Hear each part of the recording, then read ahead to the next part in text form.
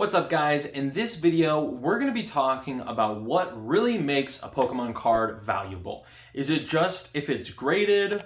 What comes along with that? Is it because of its icon status, its condition? What makes a Pokemon card valuable? And stay tuned to the end because I've got a really big takeaway. Also, I did want to let you guys know about our giveaway for the month of January for this awesome Lugia box. If you want to be entered to win that, all you gotta do is like this video, subscribe to the channel, and comment on this video, and you're entered to win. Now let's get into this list.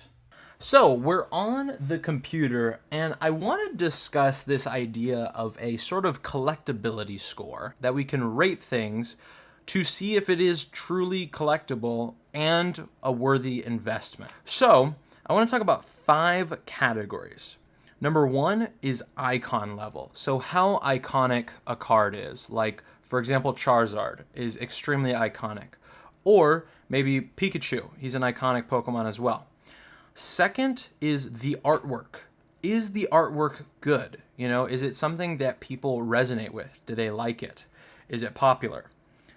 Number 3 is rarity. This could be anything from how big or small the print run was, or it could have to do with how hard it is to get it in a certain grade. Rarity kind of works hand in hand with one of our other points, which is condition. I think that also the condition of the card, whether it's raw or graded, plays a huge factor in how collectible it is. And then lastly, number 5 is hype. How much hype is behind the card? How much hype is behind the set that the card is from? So for example, if we're talking about the Moonbryon is from a very hype set. Evolving Skies there's a ton of hype around it. A lot of people love the set. And also the card has a lot of hype because of just how exciting it is to pull that card. Also Charizard, there's a lot of hype behind Charizard because of the icon level. A lot of these work hand in hand, but if you can check off several of these boxes, like 2 or 3 of these boxes, before buying a card, or hunting down for a card, then I think that you're doing really well for yourself collectability-wise. But of course, stay tuned to the end because I want to make a point that defies all of these, but I think is something really good to keep in mind. So I have an example here on eBay of a card that sold recently in auction, and it's this Charizard EX from 151. So if we refer back to our 5 points of collectability, first off, we've got Charizard. Number 1, which was icon level. Charizard is extremely iconic for a Pokemon. So this absolutely checks off that box. Number 2 is artwork. Do we think this artwork is awesome? I think it is. I think that this is an excellent artwork. Also, another thing going for this card is the fact that it matches other artworks with the Charmeleon and also the Charmander from this 151 set.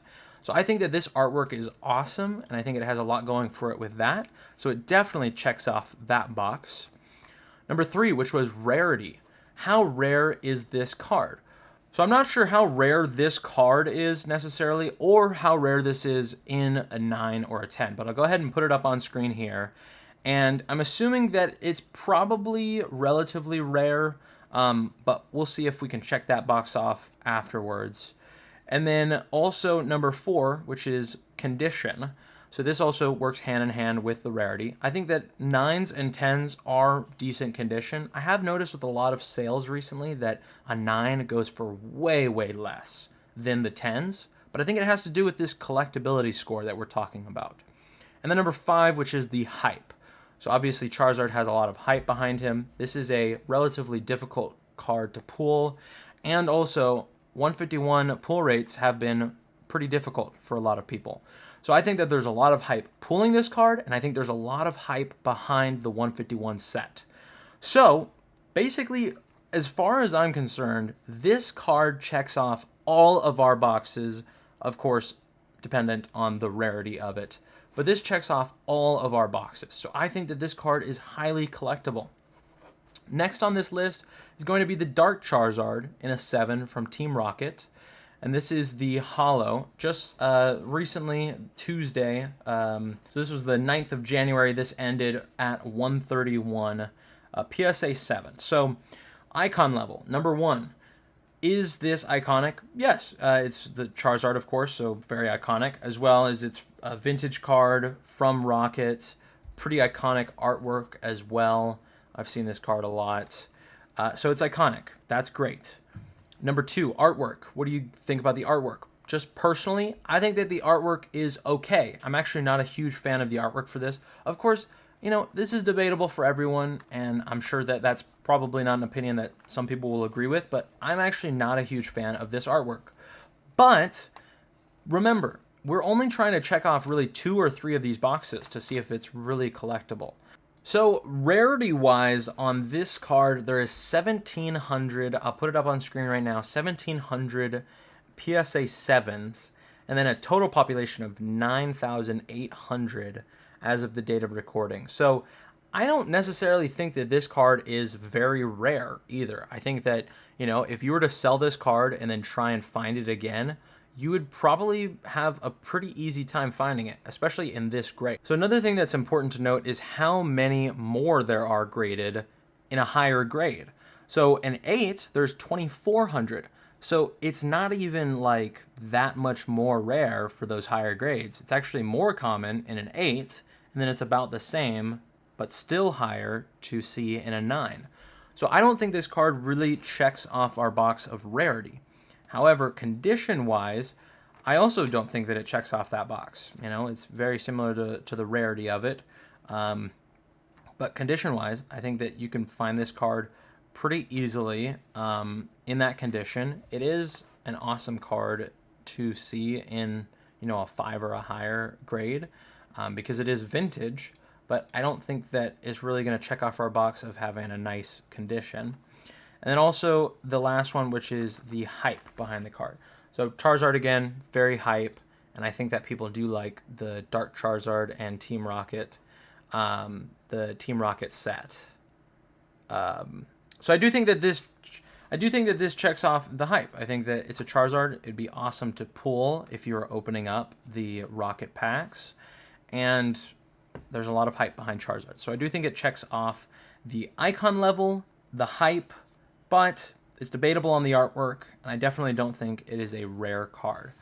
And I think that that's really reflected on the price for this. You know, it sold for $131, which is not cheap, but it is a Charizard, and I think that that's one of the things that's going for it. But otherwise, is it really collectible? I don't know. You be the judge. Next up on this list, we've got the Gengar from Expedition. I think this is an awesome card, okay? Iconic, icon level, Gengar absolutely checks that box. Super iconic Pokemon. Artwork, I think this is a great artwork. I think it's awesome. It's also a classic artwork. I think that this one is like a go-to for a lot of Gengar collectors. And it's from the Expedition set. Like, people love these e-reader cards, and they're hard to get in good condition. So this card checks all of the boxes for me. It checks the icon level, artwork, the condition, and the hype. You know, it checks all of those boxes. So as for rarity, I think that this does pass. In my mind, especially with vintage cards that are in high grade, I think that if you're under 1,000 for the total population, that is a relatively rare card, especially for something that is so unique and so coveted as well. So the Gengar Holo here, it appears that in a 9, there is 350, and then in a higher grade, there's 79. And then total population is just a hair under 1,000. So I think that this card passes on rarity. You know, it checks all of the boxes for the collectability, and this would be an awesome card to grab, especially if you like Gengar. So next up, we've got the Lugia V alternate artwork from Silver Tempest. And starting off with icon level, Lugia is an absolutely iconic Pokemon. I think that a lot of people are Lugia collectors. So this definitely checks off that box. Second, the artwork is phenomenal. I mean, especially some of these modern alternate artworks, I think that they are absolutely nailing the artworks. I really love this card.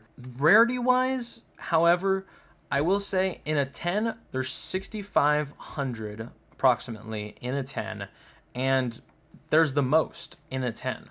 Total population is under 11,000, so I wouldn't say this is a necessarily rare card, but like we talked about, you know, it's not about nailing all of these that makes it truly collectible in my mind, but if you can hit a few of these boxes, you're doing great. So I wouldn't say this is a necessarily rare card, but we check off those boxes for icon status and artwork. So next up is the condition. It's awesome that it's in a 10. You know, this is great. This is a great card in a 10. Otherwise, I don't think that this card would be as collectible. So condition-wise, it definitely checks off that box. And then the hype. This is a great card to pull. I mean, you would be so stoked to get this out of a Silver Tempest pack or to obtain this card raw. I think that it absolutely checks off the hype box. So this card gets a thumbs up for me for the collectability score. Next up, we've got this Ancient Mew Japanese promo in a Mint 9 that sold for $200. It just had one single bid. And this card is an awesome artwork. I've seen this one several times, and I think it's super cool. And this is the error version that says Nintendo in the bottom there instead of Nintendo. And so going back to our checklist there, icon level, Mew is iconic. And I also think that the Ancient Mew promos are very iconic. I see them around often. So I think that it is going to pass on the icon level. A lot of these cards on this list do pass on the iconic level. But that's not necessarily the case for every Pokemon. As well as icon level, there's the artwork. And I think that this is a very unique artwork. And I would say that this is an awesome artwork. You know, I think that the card itself is the artwork. It's not necessarily just what's in the box there, you know. The entire card is the artwork, especially that back there that's so unique. So it checks off that box. Now, rarity-wise, it's, you know, it's kind of in the middle rarity-wise. I wouldn't say it's exactly like super, super rare for an error card. You would think that there's, you know, very few of the error cards around, but actually on the PSA census, we can see that in a 9, there's 1,800, and then in a 10, there's 500, a little over 500, and then on the total population, there's 3,045. So I think that this card is kind of in the middle of rarity. I wouldn't say that it's going to check off that box for collectability, but definitely hits home a few of those other aspects. Next, condition. I think this card is in great condition, and it's absolutely one of those cards where you would want to get it in a 10 because there's so much less of them.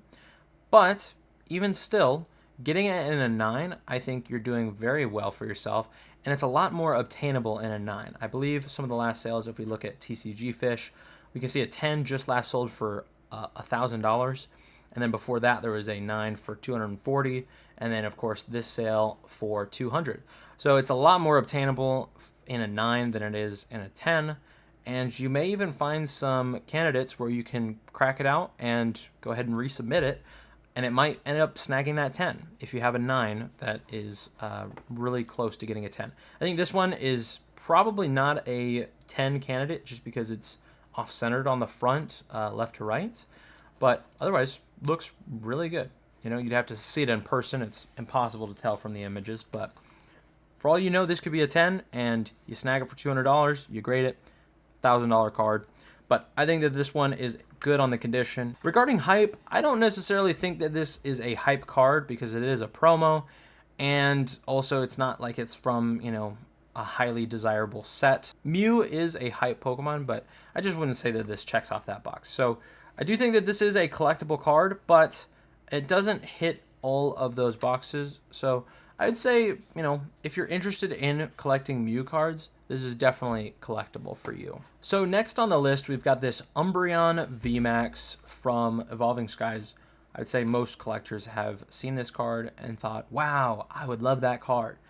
And I think that it's an awesome artwork. You know, it's iconic. It's an iconic Pokemon. Umbreon's probably the most collectible of the evolutions. Artwork-wise, it's phenomenal. I love the artwork. But my huge caveat for this card is the rarity category. This card is not rare, guys. I mean, there is almost 10,000 of these in a PSA 10. That's not accounting for however many CGC has graded. Obviously, they've graded many because I've seen a lot of CGC sales as well for this card. We're talking about over 13,000 in the total PSA population. Not to mention however many are graded in Beckett or CGC. It's just not a rare card. And I understand that, you know, supply and demand is a huge factor in this. If a million people want this card and there's only 13,000, then you might say, oh, well, then it is a rare card. But I just don't believe in the longevity of this card. I think that the prices will come down in the future. I just don't see it holding forever at this $900 to $1,000 range in a PSA 10. You know, there's just so many of them in 10s. I mean, even the fact that 9s are selling for several $100s is surprising to me, just because of how many and how easy it is to get a PSA 10. Also, condition-wise, this card, it's pretty easy to obtain in a high condition, you know, just because of, based off the census, we see that there is so many of them in high grades. So I think that this is kind of like an all or nothing card. You either get it in a high grade or it's not really that collectible because it's not truly rare. And then hype. This card has a ton of hype behind it. I think that that absolutely checks off that box for hype because it's the Umbreon from Evolving Skies. It is something that everyone is chasing out of Evolving Skies. So I do think that there's a lot of hype behind it, and I think that it absolutely passes for that. So iconic, it's iconic, there's a lot of hype behind it, and the artwork is phenomenal. So it checks off those boxes, and if it's worth it to you, absolutely collect this card. But I think that there should be some patience that is exerted for this card. If you're looking to get this card, I would just wait, you know. If you're fine waiting for this card, I think that there will be lows in the future for this card. I just don't see it holding this price forever. Anyways, that's my take on this card. I know that might sound like a hot take, but I just think that the numbers show that it's not really all that rare. And I think that you might be taking a risk buying in for $1,000 on this card. Anyways, so that is the end of our list. Let's go ahead and talk about my biggest takeaway, which is collect what you love, guys. Beyond all of this, you know, collectability score and if it's investable or if it's worth it, collect what you love is my biggest takeaway from this video. Because at the end of the day, if you collect what you love, you can't go wrong. Because if that card halves in value the next day, you've still got something that you enjoy to collect, that you love, whether it be the artwork or the Pokemon that it is. Collect what you love, and you can never go wrong. So that's my biggest takeaway from this, despite everything I said. I think that if you collect what you love, that you're doing great, whether it's an expensive or a cheap card, whether it's not that popular. If you love it, that's all that matters, you know? And so I really do truly believe, and, you know, a lot of your comments on some of the graded videos, you know, is it worth it to grade? That was something I didn't really talk about a whole lot, is collect what you love also applies to if it's worth it to grade your Pokemon. You know, if you have something that is just truly a memento of your childhood when you were collecting, or if it's something that you were just so excited to pull, it was one of your first pulls or your first alternate artwork or whatever it is, you know, it doesn't matter about the values. You know, I think that so much we get caught up in the values and we just forget to look at the artwork of these cards, you know, these beautiful art pieces. And, you know, if you love that card, if you love whatever it is, then you should absolutely collect it, despite everything in this list.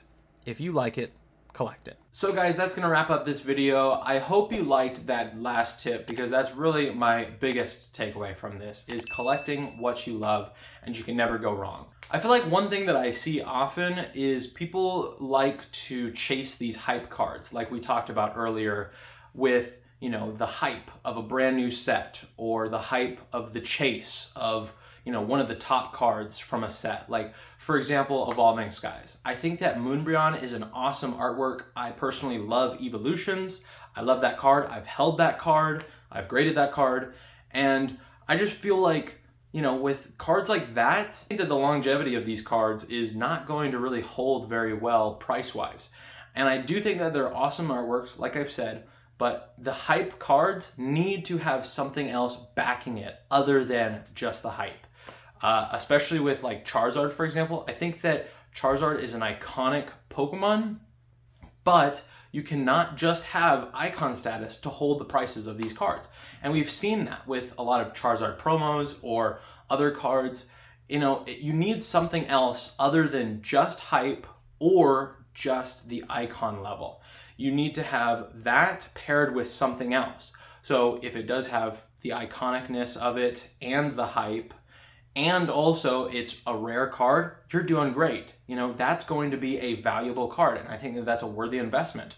But, let me know what you thought about this in the comments down below. In so doing, it'll also enter you to win a giveaway for the month of January. If you like, comment, and subscribe, you'll be entered to win this Lugia box. And like I said, let me know what you thought about those takeaways. Hope you enjoyed this one, and we'll catch you in the next one.